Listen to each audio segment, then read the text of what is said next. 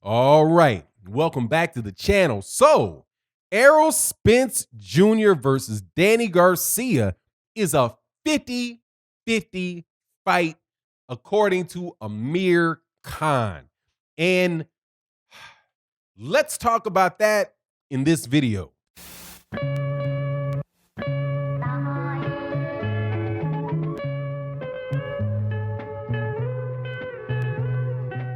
All right, welcome back to the channel, subscribers. We and non-subscribers, if you stop by just to check out what the video was about, thank you very much for coming by today.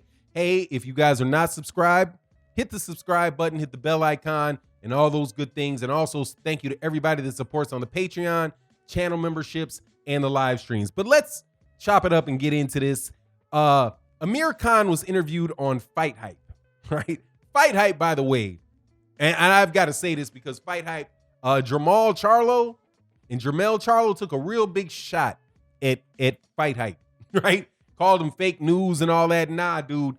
In my book, Fight Hype has been putting out really good news, and they've been putting out really good content during this pandemic. And it has been one of the places that I know that I can go to, and I can just kind of look over what they've done over the last couple of days and find some really interesting things coming straight out the mouth of a boxer. So shout out to Fight Hype for doing the interview that allows me to make this commentary about your boy Errol Spence Jr. and Danny Garcia.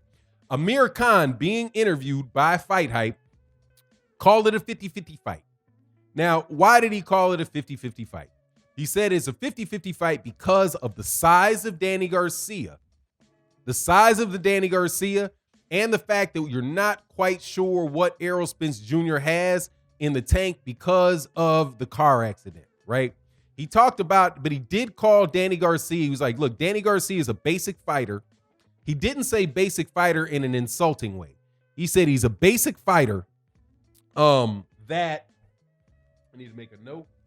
He's a basic fighter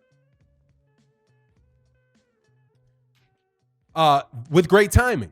So he's not making it, by the way that I interpret that and the way that I see that with Danny Garcia, is that Danny Garcia is not somebody, he's not an exceptionally gifted athlete. Now, I'm not saying he's not a gifted athlete, because obviously, dude, to fight at a world-class level, you are obviously a gifted athlete, because this athleticism, and you can't be there unless you have some degree of talent. But what I mean is that he is not amongst the top tier fighters. His athleticism doesn't stand out against theirs, right? He is somebody that kind of just doesn't have tremendous foot speed, but he has a lot of power. He has he's very technically very sound. He anticipates punches very well. He sees what comes. He punches while you're punching, similar to like a Luis Ortiz. One of the things that makes Luis Ortiz so dangerous as a heavyweight is that Luis Ortiz, when you're throwing bombs, Luis Ortiz is throwing bombs. So there ain't any, so you're not just out there like, hey man, let me see what I can tag this dude with while he does an Adrian Bronner and stands with his hands like this. It's not gonna happen. If you let your hands go on Danny Garcia, you know something is coming back. Something is coming back from Danny Garcia in the midst of that, exchange. So no, he's a top dude. He's not but basic meaning that, he's not relying, he's not uniquely relying on his athleticism or his hand speed or his power specifically. He's really, just a very sound, very experienced technical fighter that is going to take advantage of what you give him, provided it, you're not fighting on the outside with him. And obviously you've seen this with very solid fights between Danny Garcia and Sean Porter, Danny Garcia and Keith Thurman. I think if Danny Garcia fought Terrence Crawford, I think you see a very solid fight and a good fight between him and Terrence Crawford. Right now, that's a good example about giving Danny Garcia credit. Now, Sean Porter fought a guy for Mia last week, and there were a lot of people in my comment section that was talking about Terrence Crawford and comparing him to Sean Porter and saying, hey man, Sean Porter, Terrence Crawford would have got rid of Sebastian Formula, wouldn't have went to 12 rounds. So I guess they were using that as an excuse for why Terrence Crawford, shouldn't fight a guy like Formula, or You know what I mean? Like, I don't, or maybe the excuse for why he shouldn't fight Sean Porter because he would have beaten a guy that Sean Porter beat. Regardless, as it relates to Danny Garcia, and Danny Garcia and Sean Porter, dude, that Formilla fight, those guys are not Formilla. You know what I mean? And they're not Jose Benavidez. It's going to, at the most, it would be a fight that turned out that looked like Sean Porter versus Formilla if Terrence Crawford was really able to outclass Danny Garcia, right? Where it would be a fight where, it's a one-sided fight, but Terrence Crawford is not getting rid of Danny Garcia, dog. Not getting rid of him. Terrence Crawford has not gone the distance since, he hasn't gone the distance in a while. He's on a nice knockout streak but it's because he ain't fought nobody, right? So the fact that, anyway, I don't mean to distract. The fact that that Danny Garcia might struggle with somebody, or or Sean Porter might struggle with somebody, is related to the level of their competition. Where Terrence Crawford ain't struggling with guys because it's just a terrible level of opposition. So when Amir Khan says that that Danny Garcia versus Errol Spence Jr. could be a 50-50 fight, that is just him just paying homage to the fact that these guys are all very close to one another, skill and talent wise in the 147 pound division. And the Errol Spence Jr. Danny Garcia fight is going to be like that. I personally do not see, I don't think it's a 50-50 fight. Excuse me.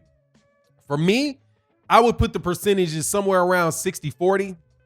If Errol Spence Jr. is hurt, if he's hurt and he's not all the way back, I would give it 60-40 for Errol Spence Jr. Because Errol Spence Jr., as long as his legs work, and his brain works, he's going to beat Danny Garcia because all he's got to do to beat Danny Garcia is fight him from the outside. You know what I mean? But once Danny Garcia and just beat him from the outside.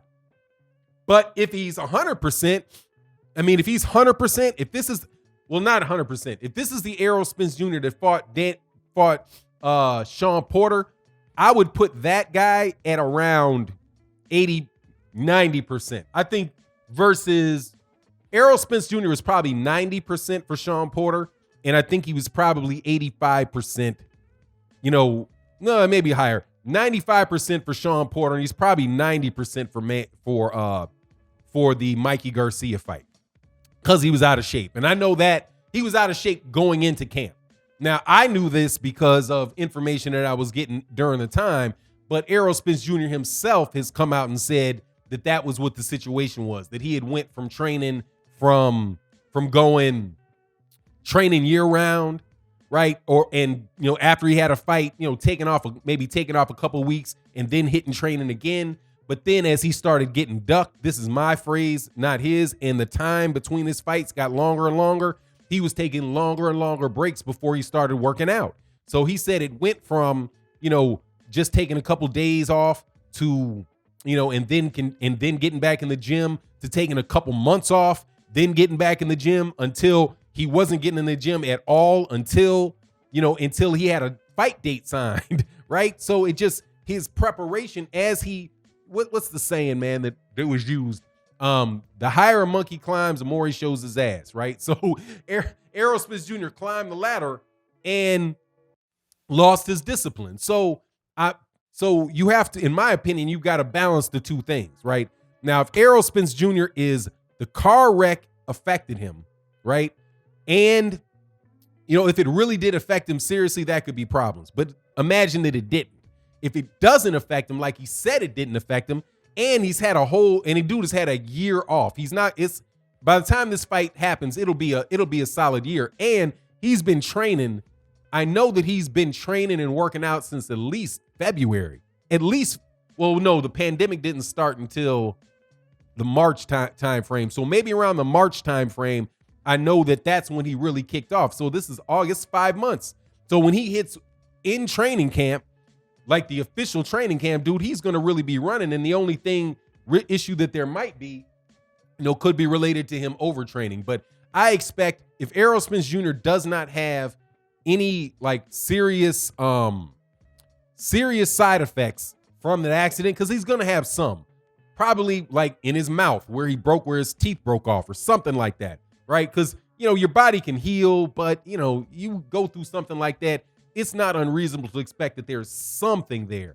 However, people deal with decreased abilities and stuff like that all the time, right? It's called age. You lose a step on your speed and you make it up. You make it up some other way. So Errol Spence Jr., though, is going to come into this Danny Garcia fight 100% in shape, and not having to lose weight, be able to plan for the fight and all that. So I don't quite think it's a 50-50 fight.